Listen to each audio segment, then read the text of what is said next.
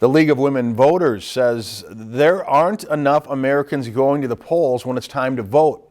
They've been working to help improve things both nationally and in northern Minnesota. And a Bemidji visit from the state's league president helped them brainstorm some answers. Jackson Bruner has more on what they came up with as a new election season gets closer.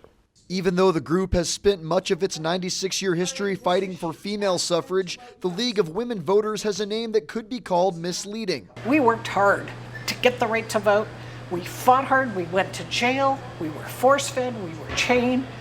Our foremothers fought very hard for the right to vote. However, we welcome all citizens.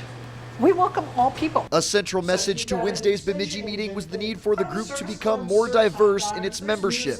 We have to be more reflective of society as a whole, and that means finding ways to encourage young people to get involved. It's not just an age issue, as the league wants minority groups to become members and take part in the politically neutral and constructive discussions it wants to have. It would be wonderful if we could get some of the Native people to join the league themselves, and then they could run the registration forms and things like that on the reservations, which would be even better. The tribes are a central part of Minnesota's minority population, and it's the league's challenge to find ways to get more interest from all people in casting a ballot next year. That means protecting the constitutional right to vote by making voting accessible, by reducing and eliminating barriers. And the league, which has 34 branches scattered throughout Minnesota, needs all the help it can get to reach that end. In Bemidji, Jackson Bruner, Lakeland News.